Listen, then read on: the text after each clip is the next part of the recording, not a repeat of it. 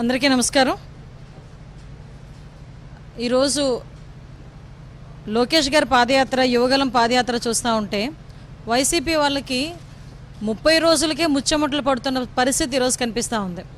30 రోజులకి 300 రోజులకే ముచ్చమట్లు పట్టేసి కింద మీద పడిపోయి ఎలాగైనా దీన్ని అడ్డుకోవాలి, ఎట్టి పరిస్థితుల్లోని కూడా దీన్ని ఆపాలి, యువగలం ప్రపంచనాన్ని ఆపాలి అనుకోవటం చూస్తూ ఉంటే యువగలం చూసి ఎంత మేరకు వీళ్ళు భయపడ్డారో మనందరం కూడా అర్థం చేసుకోవచ్చు.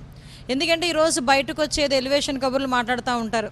ఈ గాలివాటంలో గెలిచిన గాలి ఎమ్మెల్యేలు, గాలి మంత్రులు, గాలి జగన్మోహన్ రెడ్డి ఏం మాట్లాడతారంటే బయటకు వచ్చి మేము 151 సీట్లు వచ్చేసినాయి, మా జగన్మోహన్ రెడ్డి చేసిందే పాదయాత్ర, మిగతా ఎవరు చేసింది మాత్రం పాదయాత్ర కాదు అనేటట్టు మాట్లాడతారు.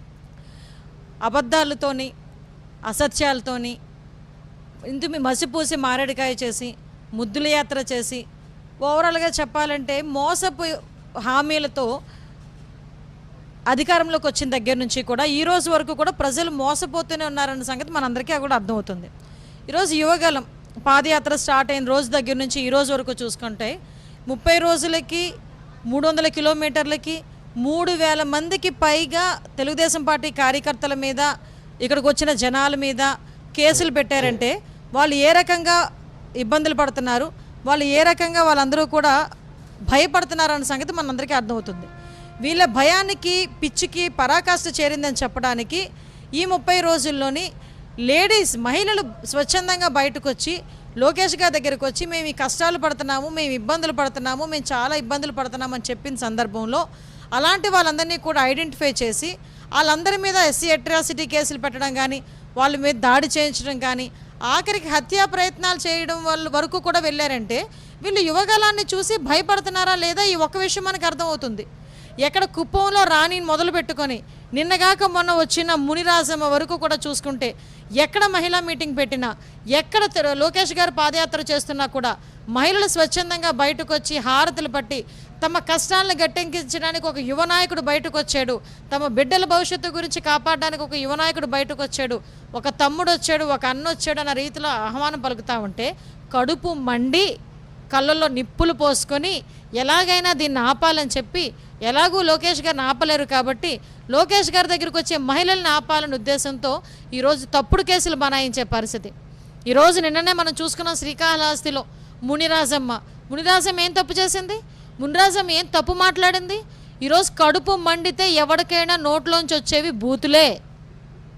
నువ్వు మాట్లాడితే బూతులు, నువ్వు మాట్లాడినవి ఏదో శ్రీరంగ నీతులు, మేము మాట్లాడేవి బూతులు అనుకోవడం తప్పు. జగన్మోహన్ రెడ్డి, నీ వెనకాతల భజన బృందం చేత, నీ వెనకాతల ఒక ప్రజాప్రతినిధులు అయ్యుండి ఒక రాజ్యాంగబద్ధమైన పోస్టులో ఉన్న మంత్రుల చేత కూడా నువ్వు ఎటువంటి లాంగ్వేజ్లో మాట్లాడించావో ఒకసారి ఆలోచించుకో. ఈరోజు మునిరాజమ్మ మాట్లాడిన మాటలకే నువ్వు అట్రాసిటీ కేసు పెడితే నీ మంత్రులు మాట్లాడిన మాటలకి మేము ఏ కేసులు పెట్టాలి? ఈరోజు బయటకు వచ్చి జగన్మోహన్ రెడ్డి తాలూకా బిస్కెట్లకు ఆశపడి మంత్రులు, ఎమ్మెల్యేలు నోటికొచ్చినట్టు చంద్రబాబు నాయుడు గారి గురించి, లోకేష్ బాబు గారి గురించి, అక్కడున్న ఆడవాళ్ళ గురించి నోటికొచ్చినట్టు మాట్లాడుతూ ఉంటే మేమేం కేసులు పెట్టాలి? మునిరాజమ్మ మాటలకి నేను క్లియర్గా, నేను కంపల్సరీగా మేము సపోర్ట్ చేస్తాం. మీటర్ బిగించడానికి 30,000 రూపాయలు అడిగాడని చెప్పి ఆవిడ కడుపు మండింది. రోజువారీ ఆవిడ మాటల్లో చెప్తున్నా, ఎక్కడో బట్టలు ఉతుక్కొని బతికి, ఇస్త్రీలు చేసుకుని బతికే ఒక చాకలి సామాజిక రజక సామాజిక వర్గానికి సంబంధించిన ఒక ఆడబిడ్డ రోడ్డు మీదకి వచ్చి ఒక మీటర్ బిగించుకునే దానికి 30,000 రూపాయలు అడిగాడు. నేను ఎలా కట్టేది? రోజుకి 300 రూపాయలు, 400 రూపాయలు రోజంతా నుంచొని, ఎండల్లో నుంచొని అగ్గి కాలుతున్న బొగ్గులతోనే మేము ఇస్త్రీ చేస్తే రోజుకి 500 రూపాయలు వచ్చిద్దని కడుపు మండి బయటకు వచ్చి మాట్లాడితే దానికి ఈరోజు నువ్వు చేసిన పరిస్థితి ఏంటిరా అంటే వచ్చి అయ్యో నీకు ఇలా అన్యాయం జరిగిందా అని చెప్పి ఒక ప్రజాప్రతినిధిలా ఉన్న మధుసూదన్ రెడ్డి బయటకు వచ్చి ఆవిడకి అండగా నిలబడాలి. అది పోయి ఈరోజు ఆవిడ దగ్గరికి పంపించి వాళ్ళ గోండాల్ని పంపించి, ఆ పెద్ద సైకో జగన్మోహన్ రెడ్డి, కింద ఉన్న వాళ్ళందరూ చిన్న సైకోలు, ఈ చిన్న సైకోల్ని పంపించి ఆ హోటల్ మీదకి ఈరోజు చాకలి వృత్తి చేసుకునే, ఒక రజక వృత్తి చేసుకునే రజక మహిళ ఈరోజు ఆ వృత్తిని పక్కన పెట్టేసుకొని చెయ్యలేక ఒక చిన్న హోటల్ పెట్టుకొని బతుకుతుంది. ఆవిడ కుటుంబ నేపథ్యం కూడా ఏంటండి, వాళ్ళ బిడ్డలు ఒక మానసిక దివ్యాంగుడు ఒక అబ్బాయి ఉన్నాడు. ఎక్కడా కూడా బాడుకి ఇవ్వట్లేదు, అద్దెకి ఇవ్వట్లేదు ఇల్లు అని చెప్పి సొంత ఇంటి గురించి పెట్టుకుంటే ఆ సొంత ఇంటి స్థలాన్ని కూడా కబ్జాలు చేసేసారు వీళ్ళు అని కడుపు మండి ఒక ఆడబిడ్డ బయటకు వచ్చి నీ గురించి మాట్లాడితే అందులో తప్పులే ఎతికేవు, కానీ అందులో ఆ అమ్మాయి కడుపు బాధ ఎందుకు నువ్వు గ్రహించలేకపోయావు మధుసూదన్ రెడ్డి? వెంటనే ఏం చేసావు? నీ గుండాలను పంపించావు. నీ గుండాలను పంపించి ఆవిడ దగ్గరికి వచ్చి ఏదో ఒక నెపంతో గొడవ పెట్టుకున్నావు. గొడవ పెట్టుకొని ఏమీ చెయ్యలేక చేతకాక చచ్చి ఆ ఒక ఆడబిడ్డ మీద, ఒక రజక మహిళ మీద అట్రాసిటీ కేసు పెట్టావంటే నువ్వటయా ఎమ్మెల్యేవి? నువ్వటయా మగాడివి? అసలు ఒక ఆడదాని కష్టం తెలిసి ఆడదాని కష్టం తీర్చలేనుడు నువ్వేం మగాడివి? నీకు ఓటేసిన ఆడబిడ్డకి కష్టం తీర్చాల్సిన లేని వాడివి తిరిగి అట్రాసిటీ కేసు పెట్టావు, నువ్వేం మగాడివి? ఒక రజక మహిళ నీ కాలు బూటు నాకాలా? బూటు నాకితే వచ్చి నువ్వు వదిలేస్తావా? నువ్వు ఏ వ్యవస్థలో ఉన్నారు మీరు? ఏ రాజ్యాంగ వ్యవస్థలో ఉన్నారు మీరు? అంటే నీ బూట్లు నాకే వాళ్ళు వేరేగా ఉన్నారే, వాళ్ళతో నాకించుకో, బూట్లు నాకించుకో. నీ చుట్టుపక్కల భజన చేసే వాళ్ళు వేరే ఉన్నారు, వాళ్ళతో భజన చేయించుకో. కష్టపడి బతికి 100 రూపాయలు సంపాదించుకున్న ప్రతి ఆడబిడ్డకి కూడా అదే పౌరుషం ఉండిద్ది. నీకులాగా, నీ కుటుంబ సభ్యుల్లాగా, నీ వెనకాతల దళారులాగా ఆడి దగ్గర ఈడి దగ్గర దోచుకుని తీసుకొచ్చిన సొమ్ముతో బతికితే నీలాగే మాట్లాడతారు. వాళ్ళకు ఉండదు పౌరుషం, నీ దగ్గరకు వచ్చి బూట్లు నాకుతారు. కానీ కష్టపడి సంపాదించుకొని తన దివ్యాంగుడైన తన బిడ్డను సాకుతూ భర్త ఉద్యోగం కూడా పీకేసావంటే నువ్వు ఎంత భయపడుతున్నావు?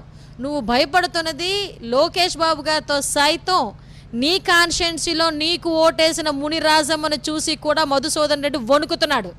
కాబట్టి సిగ్గు లేకుండా అట్రాసిటీ కేసు పెట్టి ఆవిడ మీద కసి తెచ్చుకోవడానికి చూస్తున్నాడు. నేను ఇప్పుడు ఛాలెంజ్ చేస్తున్నా, నువ్వు నిజంగా అక్కడ ప్రజా ఓట్లతోనే గెలిచిన ఎమ్మెల్యే అయితే వచ్చి మునిరాజమ్మకి న్యాయం చేయి.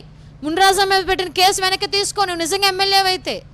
అంతే తప్పించి నువ్వు జగన్మోహన్ రెడ్డి దగ్గర తొత్తు అయితే, ఆఖరికి నువ్వు చేస్తున్న అక్రమాలు అన్యాయాలు నిజమైతే మునిరాజమ్మను బూట్లు నాకమని చెప్పు. రాజీనామా చేయి. ఈరోజు క్లియర్గా రాజీనామా చేసే పరిస్థితి ఈరోజు కంపల్సరీ చేయాలి. నువ్వు ఒక రజక ఆడబిడ్డ మీద అట్రాసిటీ కేసు పెట్టించే స్థాయికి దిగజారిపోయి ఆఖరికి బూట్లు నాకాలి అనుకున్న స్థాయికి నువ్వు దిగజారిపోయినప్పుడు నువ్వు ఎమ్మెల్యేగా అనర్హుడివి. ఈరోజు ఆఖరికి ఒకసారి ఆలోచించుకో, నీకు ఒక ఆడబిడ్డ ఉంది, నీ ఆడబిడ్డ గురించి ఎవరైనా అలా మాట్లాడితే నువ్వు ఊరుకుంటావా?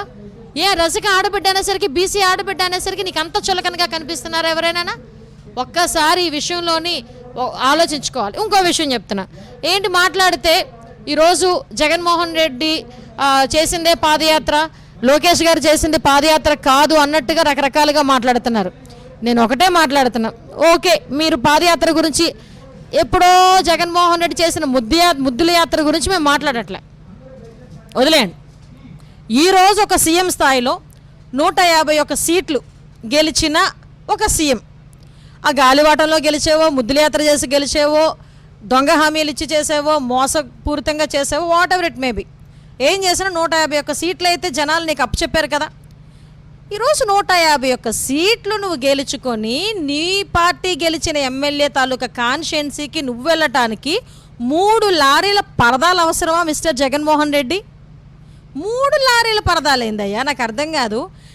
నీ ప్రభుత్వంలో అలా కాంట్రాక్టర్ చేసు, ఆ కాంట్రాక్టర్ చేసు బతకక్కర్లే. ఎవడైతే పరదాల కాంట్రాక్టర్లు తీసుకున్నాడో ఆడే పెద్ద కోటీశ్వరుడు ఈరోజు నీ గవర్నమెంట్లో. బారికేడ్లు వేసేవాడు ఒక కాంట్రాక్ట్ తీసుకుంటే వాడొక పెద్ద కోటీశ్వరుడు ఈరోజు. అప్పుడెప్పుడో అశోకుడు చెట్లు నాటించను పుస్తకాల్లో చదువుకున్నాం. ఫ్యూచర్లో కూడా పుస్తకాల్లో చదువుకుంటారు. ఏమని చదువుకుంటారో తెలుసా? అశోకుడు నాటించిన చెట్లు మా సైకో జగన్ రెడ్డి వచ్చి నరికించాడు అని. అశోకుడు చెట్లు నాటిస్తే జగన్మోహన్ రెడ్డి చెట్లు నరికించాడు. అది చరిత్రే, ఇది నీతిమాలిన చరిత్ర, ఇది సైకో చరిత్ర, ఇది దిక్కుమాలిన చరిత్ర. ఆ చరిత్రని చదువుకుంటారు పిల్లలు, ఈ చరిత్రని కూడా తెలుసుకుంటున్నారు ఈరోజు ప్రజలు. ఈరోజు నువ్వు వీధిలోకి రావాలంటే పరదాలు పెట్టుకొని రావాలి, నువ్వు వీధిలోకి రావాలంటే పోలీసులను పట్టుకొని రావాలి, నువ్వు వీధిలోకి రావాలంటే చెట్లు నరికేయాలి, నువ్వు వీధిలోకి రావాలంటే బ్యారికేడ్లు వేయాలి. ఆఖరికి నీ దగ్గరికి ఎవరైనా ప్రజలు వచ్చి క్వశ్చన్ చేసేస్తారేమని భయపడి తెలుగుదేశం పార్టీ వాళ్ళతో సైతం అన్ని పార్టీ లీడర్లు ఇంట్లో కూర్చోవాలి, పోలీసులను పంపిస్తావు. ఆఖరికి ఎవరైనా మాట వెనుక తప్పించుకొని నీ దగ్గరికి కడుపు మండి ఎవడైనా వచ్చి నీ దగ్గర క్వశ్చన్ చేస్తాడేమో భయపడి దాడులు చేయిస్తున్నావు, ఆఖరికి హత్యలు చేయిస్తున్నావు. ఇది 151 మంది ఎమ్మెల్యేలు గెలిచిన సీఎం తాలూకా స్థాయి. అదే 23 స్థానాలకి ఉన్న Telugu Desam party general secretary Nara Lokesh Babu గారికి పోలీస్ సపోర్ట్ లేదు, గవర్నమెంట్ కోఆపరేషన్ లేదు, కేవలం ప్రజాబలంతోనే ఈరోజు 30 రోజులుగా నువ్వు ఎన్ని అడ్డంకులు సృష్టించినా, ఎంతమంది మీద కేసులు పెట్టినా, నుంచున్న టేబుల్ లాగేసుకున్నా, నుంచున్న స్టూల్ తీసుకెళ్ళిపోయినా, ఎక్కడో అక్కడ నుంచొని నా గలం వినిపిస్తాను, యువతకి నేను అండగా ఉంటాను, మహిళకి భరోసాగా ఉంటాను, బడుగు బలహీన వర్గాలకి అండగా ఉంటానని చెప్పి నడుస్తున్న నా నాయకుడికి నీకు పోలికేంటి? అసలు నక్కకి నాగలోకానికి ఉన్నంత తేడా ఉంటుంది. లోకేష్ బాబు గారు కాలి గోటికి కూడా సరిపోవే. లోకేష్ బాబు గారి మీద 20 కేసులు పెట్టున్నావు. నిజంగా ఇందాక ఆయన మాట్లాడుతూ ఒక మాట అన్నాడు, నేను చూడని ప్లేస్ ఒక జైలు మాత్రమే. ఈరోజు నాకు అది కూడా ఈ జగన్మోహన్ రెడ్డి చలవ వల్ల ఏదో ఒక రోజు నేను వెళ్తానేమో నాకు కూడా తెలుస్తుంది. కానీ ప్రజల గురించి, ప్రజా సంక్షేమం గురించి, ఆంధ్రప్రదేశ్ అభివృద్ధి గురించి, యువత గురించి ఒక రోజు కాదు 2 రోజులు అయినా కూర్చోడానికి నాకు ఇబ్బంది లేదన్నాడు. అది నాయకత్వం. నీకు ఇలాగ డబ్బులు దోచుకొని 16 నెలలు చెప్పకూడదు తినరాలే ఎవరు కూడా ఇక్కడ. ఈరోజు ప్రపంచ చరిత్రలో కూడా చూసుకున్నా 16 నెలలు చెప్పకూడదు తిని సీఎం స్థాయి కుర్చీలో కూర్చున్న వ్యక్తివే జగన్మోహన్ రెడ్డి. ఈరోజు అలాంటి వ్యక్తులు ఈరోజు లోకేష్ గారు యువగలం గురించి మాట్లాడుతున్నారు. మీరు ఎన్ని అడ్డంకులు సృష్టించినా, ఎంతమందిని పంపించినా, మైకులు లాక్కున్నా, యువగలం అన్నది ముందుకు సాగుతూనే ఉండుద్ది. దీని గురించి ఎవరు కూడా అనుమానపడాల్సిన అవసరం లేదు. మరి ముఖ్యంగా ఈరోజు యువగలంలో లోకేష్ గారు రోడ్డు మీదకి వస్తూ ఉంటే, మహిళలు పడుతున్న నీరాజనాలు చూస్తుంటే, ఈ జగన్మోహన్ రెడ్డి గవర్నమెంట్లో మహిళలు ఎంత విసిగిపోయారో మాకు అందరికీ అర్థమవుతుంది ఈరోజు. అందువల్లే మీరు అబ్జర్వ్ చేశారు లేదా, ముఖ్యంగా ఇది నేను ప్రజలకే చెప్తున్నా, అబ్జర్వ్ చేయండి ఒకసారి. ఈరోజు లోకేష్ గారి పాదయాత్రలో ఎవరైతే వచ్చి వాళ్ళ బాధలు విన్నవించుకుంటున్నారో ఆ ఎక్కువ మంది మహిళల మీద కేసులు పెడుతున్నారు. నిన్నగాక మొన్న ఫ్లెక్సీ పెట్టారని రేణిగుంటలో ఒక మహిళని నడి రోడ్డు మీద ఈడ్చుకుంటూ తీసుకెళ్లారు, పోలీసు కేసులు పెట్టారు. మునిరాజమ్మని తీసుకొచ్చి అట్రాసిటీ కేసు పెట్టారు. రాణిని తీసుకొచ్చి పోలీసులతో బెదిరించారు. ఇంకా పోలీసు వ్యవస్థకి ఏంటంటే నిజంగానా ఏదో అంటారు కదా, ఏదో సినిమాలో డైలాగ్ ఉంటుంది, ఏగ వాలకుండా చూసే బామ్మర్దులు చుట్టూ ఉంటారని, అలాగా జగన్మోహన్ రెడ్డికి చుట్టూను ఏగ వాలకుండా పోలీస్ బామ్మర్దులు ఉన్నారు ఈరోజు. ఆయన మీద ఏగ వాళ్ళనివ్వట్లేదు, ఆయన మనుషుల మీద ఏగ వాళ్ళనివ్వట్లేదు. వాళ్ళు కేసులు పెడతారో లేదో ఎవరికి తెలియదు. ఆదికి ముందు వీళ్ళే కేసులు పెట్టేసుకుంటారు. ఎక్కడైనా ఏదైనా ఇన్సిడెంట్ జరిగిందంటే ప్రజలు వచ్చి కేసు పెట్టాల్సిన అవసరం లేదు. ఈ గవర్నమెంట్లో పోలీసులే కేసు పెట్టేస్తారు. మమ్మల్ని మా విధులకు ఆటంకం కలిగించారనో, మా మీద దాడికి దిగారనో, మమ్మల్ని చంపబోయారనో, మమ్మల్ని కొట్టారనో, మమ్మల్ని తిట్టారనో, ఏదో ఒక రకంగా పోలీసుల చేత ఒక కేసు ఫైల్ చేయించేసి మా మీద కేసులు పెట్టేస్తున్నారు. ఇది ఈరోజు ఈ ప్రభుత్వం తాలూకా దౌర్భాగ్యం. నేను ఒకటే చెప్తున్నా, యువగలం వెళ్తున్న కొద్దీ జగన్ గవర్నమెంట్కి డౌన్ఫాల్ స్టార్ట్ అయింది. ఆ జగన్ మోహన్ రెడ్డి గవర్నమెంట్ దిగుతూ ఉంటుంది, తెలుగుదేశం పార్టీ హవా పెరుగుతూనే ఉంటుంది. రాబోయే ఎలక్షన్స్లో ఏ టైంలో ఎలక్షన్ వచ్చినా కూడా తెలుగుదేశం పార్టీ జెండా ఎగరవేస్తుందని చెప్పడానికి ఇప్పుడు లోకేష్ గారి పాదయాత్ర ఒక ఉదాహరణ అయితే, చంద్రబాబు నాయుడు గారు చేస్తున్న యాత్రలు కూడా ఒక ఉదాహరణగా మనందరం కూడా చెప్పుకోవచ్చు. దీనికి ప్రజలందరూ కూడా సహకరించాలని కోరుకుంటున్నాం.